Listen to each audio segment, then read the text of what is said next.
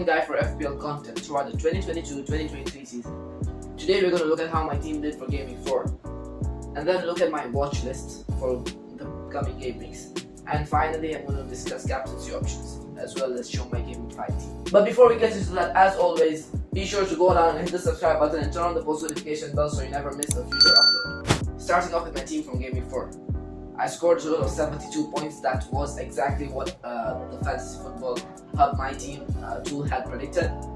It could have been much better though after my bad captaincy option, or should I say unlucky captaincy option, as Salah was one of the best captaincy options this week. However, he failed to deliver even after Liverpool scored 9 goals against Bournemouth. Now, for any of you who think Salah was a bad captaincy option, if you'd have seen the scoreline for the Liverpool game scoring 9-0, I'm sure a few of you would have also thought of triple captaining him after seeing that 9-0 scoreline. So Salah wasn't a bad captain this week, however he was just unlucky after having 3 big chances and an XG of 1.4. Moving on to my highest point scorers of this week, Trent and Haaland. Now Trent was due to a haul, as I said in my last video, and Haaland, the beast he is, he scored a hat-trick against a Palace side who looked quite good. However, they were without Zaha this weekend. Haaland now could be a very good option even if he has less minutes coming into future games, as he looks like an XG overperformer, and also he gets a lot of chances throughout the game. Trent, on the other hand, is quite essential at this very moment. He looked quite good against Bournemouth, and he might bring a lot of attacking returns in the near future. However, my star for this week, Pascal Gross, I brought him in last week, and until now he's been a very good transfer, returning 17 points for my FPL team. So I was very happy with the transfer. However, my other transfer, Rodrigo Henry, was again a disappointment after Brentford conceding to Everton. I don't expect that to happen. However, it's FPL, anything can happen. On to my Arsenal assets. Martinelli this week looked quite good on the ball. However, he got unlucky with a few chances, and thus he didn't get an attacking return this week. Jesus, on the other hand, also looked quite good. Had a couple of chances, however, again failed to deliver. Because of Gabriel's mistake, Mitrovic pounced on it, and thus Ramsdale's clean sheet got wiped out because of that. So Ramsdale had an unlucky weekend. He could have gotten the clean sheet points if it wasn't for Gabriel's mistake indeed. So 72 points, up to the 900k rank. Pretty happy with that this week. Moving on to my transfer plans. So this week I'm planning not to do any transfers. I'm rolling the transfers, so next week I can have 2 transfers in the bank. However, I have a few players for you guys and for me who I'm going to keep an eye on, and probably in the near future consider them coming into my team. First up is Martin Odegaard. He has scored 3 goals in the last 2 games, and he looks quite good for the Arsenal side currently. He gets into great attacking positions, and he reminds me of last season Gundogan, the way he gets into attacking positions. Arsenal, with their great attacking form right now as well, could be the reason why you choose Odegaard into your team over the other options, as Arsenal will score goals and Odegaard might be involved in 1 or 2 of them. However, something to keep note of is that he is overperforming by a mile. He has 3 goals from an expected goals of 1.4, so he's almost outscoring his expected goals by 2. For the short run, you could go for him, as he looks great and gets into good attacking positions. So Odegaard is a good pick, especially with the fixtures coming up. 4 of the next 5 fixtures are quite good in my opinion, and he could have an attacking return in at least 2 of them. So Odegaard, quite a good option at 6.5 million. Next up is a bit of a differential, Lewis Dunk. Now you know about 15.5% of the FPL managers own Robert Sanchez as their keeper, who is, according to me, the #1 option in goal at the moment. However, if you don't have a free transfer, I wouldn't recommend taking a -4 hit for him, especially if you have a keeper who can't play. However, if you have the Ward and Iverson partnership, I would advise going from Iverson to Robert Sanchez, even if it takes a -4 hit, as Leicester have looked very bad in defense, so Robert Sanchez could be a good option. However, I'm here talking about Dunk, a bit of a differential, more of an attacking threat, and also provides the Brighton's clean sheet cover. The only way Sanchez can get more points than Dunk is if he gets save points and if he gets bonus points over Dunk. However, Dunk looks quite nailed on, just like Sanchez, and captaining the side, leadership from the back could earn him a few bonus points here and there. And also he could get a cheeky header from the corner that Sanchez could not provide for your team. So Dunk looks quite good, especially Brighton's defense as well, looking very good this season.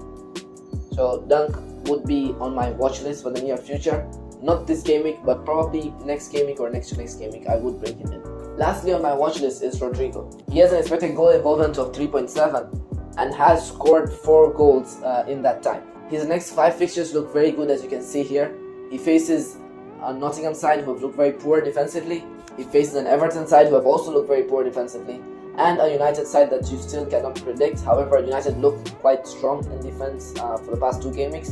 So I wouldn't back Rodrigo in scoring in that game as much as I back him in scoring in the others. He is the most informed player in the Premier League right now, probably after Haaland.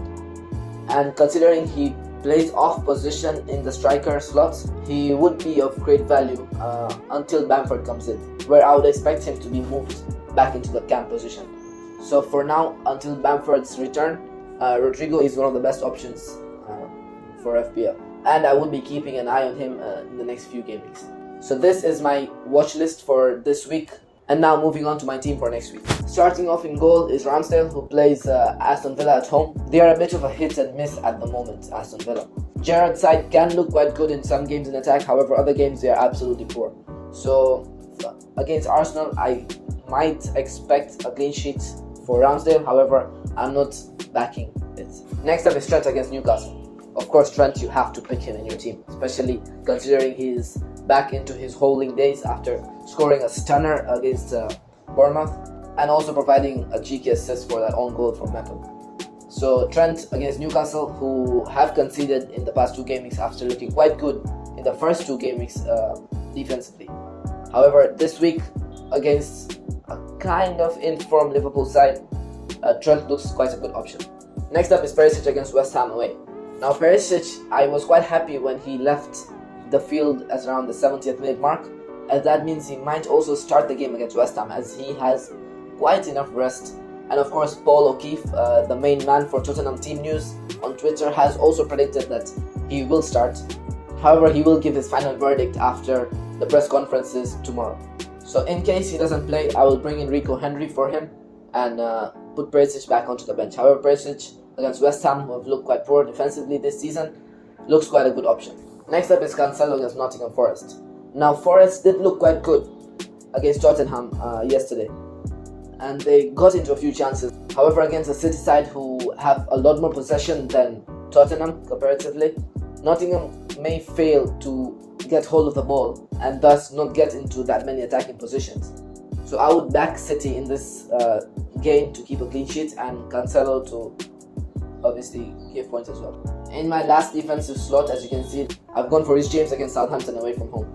Now Southampton this season were considered one of the worst teams in the Premier League before the season started. They were considered to be relegated by many of the predictors around.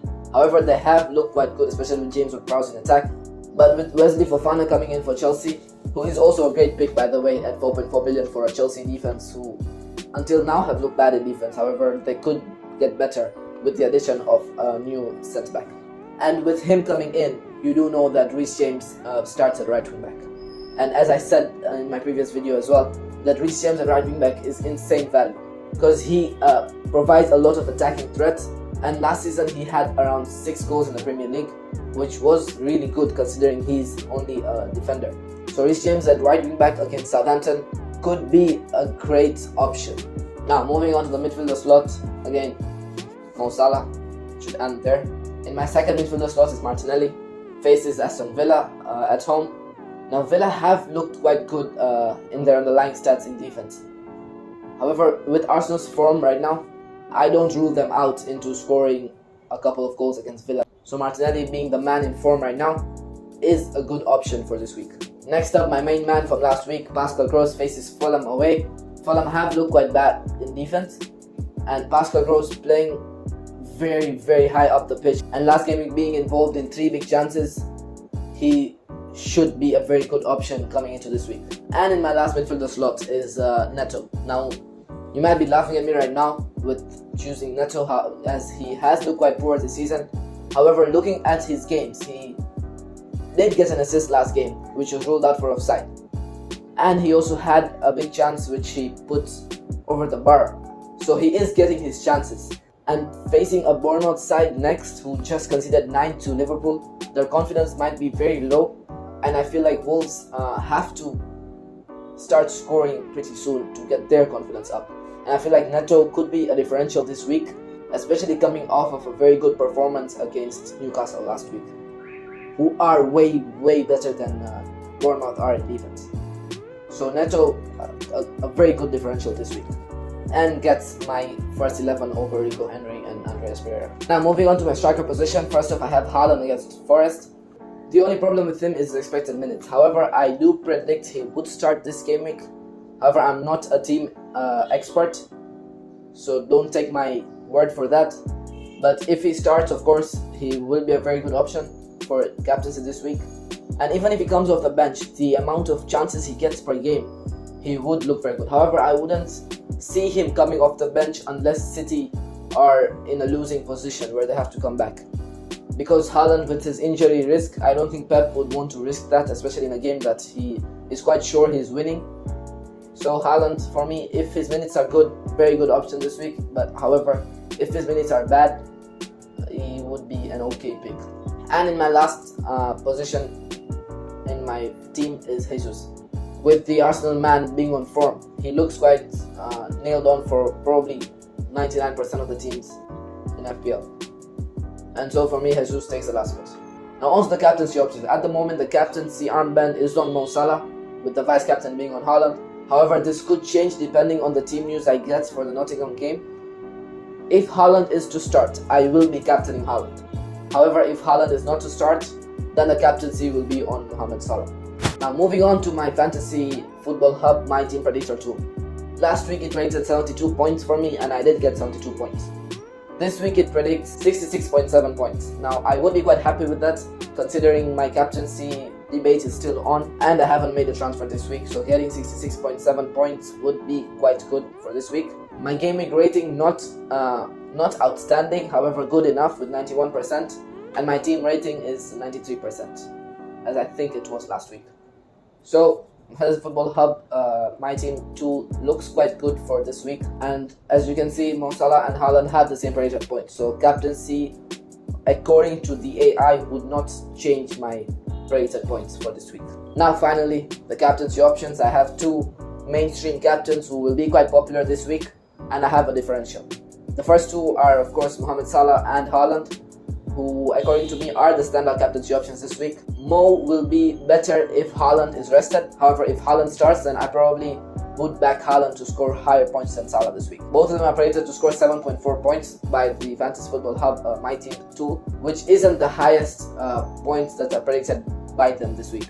The highest point rated by them this week is De Bruyne at 8 points. So if you have De Bruyne, then sure, go for him. He's quite nailed on for the City side, unlike Haaland. So yeah, these are the first two captaincy options that will be quite popular this week. A differential captaincy options, which of course was not advised by Akil, is Raheem Sterling. Facing Southampton away and predicted to score a total of 6.4 points this week. And in the last game, scoring 2 goals and getting into quite advanced positions. He looks like their main striker at the moment, even though he plays out wide. With Havertz being off form, he looks like the man to get the goals for Chelsea. So I would think if Chelsea were to score a few this week, Sterling would be involved in them. And these are my 3 captaincy options for this week. You may choose wisely, and may you have a great game week. And with that being said, guys, this is the end of the video. If you like the video, please consider dropping a like and subscribe, and turn on the post notification bell so you never miss a future upload. And until next time, peace.